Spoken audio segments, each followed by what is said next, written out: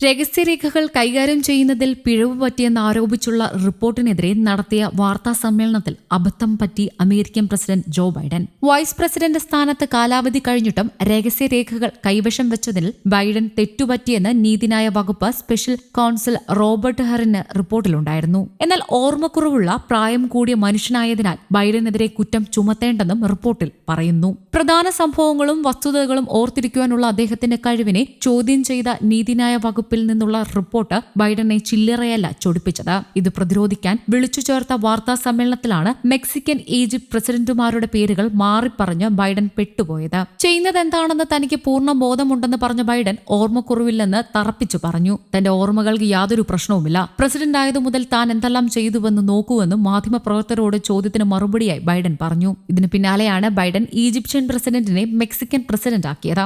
ഗാസയിലേക്ക് മാനുഷിക സഹായങ്ങൾ ലഭ്യമാക്കുന്നതിനെ കുറിച്ചായിരുന്നു ചോദ്യം. ഇതിന് മറുപടി നൽകുന്നതിനിടെയാണ് ഈജിപ്ഷ്യൻ പ്രസിഡന്റ് അബേൽ ഫത്ത അൽ സിസിയെ മെക്സിക്കൻ പ്രസിഡന്റ് എന്ന് വിളിച്ചത്. നിങ്ങൾക്കറിയുന്നതുപോലെ ഗാസയിലേക്ക് സഹായം എത്തിക്കാൻ അതിർത്തി തുറക്കാൻ മെക്സിക്കൻ പ്രസിഡന്റ് അൽ സിസി തയ്യാറായിരുന്നില്ല. എന്നാൽ ഞാൻ അദ്ദേഹത്തോട് സംസാരിച്ച് ബോധ്യപ്പെടുത്തിയതിന്റെ അടിസ്ഥാനത്തിലാണ് അതിർത്തി തുറക്കാൻ അദ്ദേഹം തയ്യാറായത് എന്നായിരുന്നു ബൈഡന്റെ വാക്കുകൾ. ഇതിന് പിന്നാലെയാണ് ബൈഡൻ ഈജിപ്ഷ്യൻ പ്രസിഡന്റിനെ മെക്സിക്കൻ പ്രസിഡന്റ് ആക്കിയത്.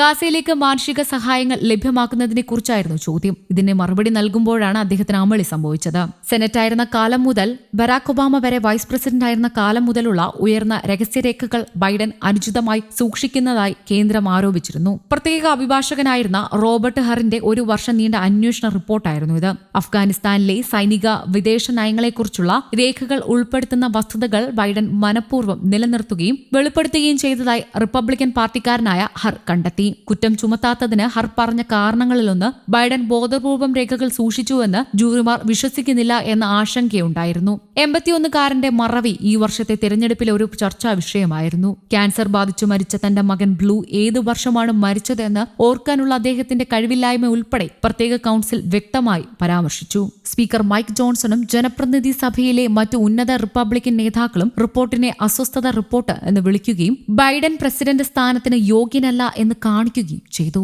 അതേസമയം മുൻ US പ്രസിഡന്റ് ജോ ബൈഡന് അൾഷിമസ് രോഗമാണെന്ന മകന്റെ എക്സ്പോസ്റ്റിൽ മാപ്പ് പറഞ്ഞ് ഇസ്രായേൽ ദേശീയ സുരക്ഷാ മന്ത്രി ഇതാമർ ബെൻഗ്വിർ രംഗത്തെത്തിയിരുന്നു. മകന്റെ പോസ്റ്റിനെ അപലപിച്ച് ബെൻ ട്വിറ്ററിൽ ഗുരുതരമായ തെറ്റാണിതെന്നും താനത് നിരാകരിക്കുന്നുവെന്നും പറഞ്ഞു. USA നമ്മുടെ ഏറ്റവും നല്ല സുഹൃത്താണ്. പ്രസിഡന്റ് ജോ ബൈഡൻ ഇസ്രായേലിന്റെ സുഹൃത്താണ്. അദ്ദേഹത്തിന്റെ പെരുമാറ്റത്തോട് എനിക്കും വിയോജിപ്പുണ്ടെങ്കിലും അപമാനകരമായ ശൈലിക്ക് ഇവിടെ സ്ഥാനമില്ല, ബെൻഗ്വിർ പറഞ്ഞു. ബൈഡന് അൾഷിമേഴ്സ് ഉണ്ടെന്നും അതൊരു വ്യക്തിയുടെ താളം തെറ്റിക്കുന്നുവെന്നുമായിരുന്നു ബെൻഗ്വിറിന്റെ മകൻ ഷുവേൽ ബെൻഗ്വിർ പോസ്റ്റ് ചെയ്തത്.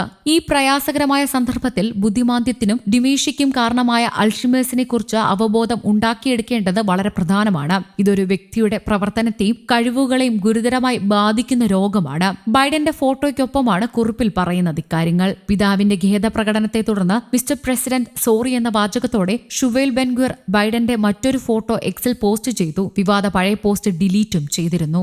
News desk Kerala Kaumudi.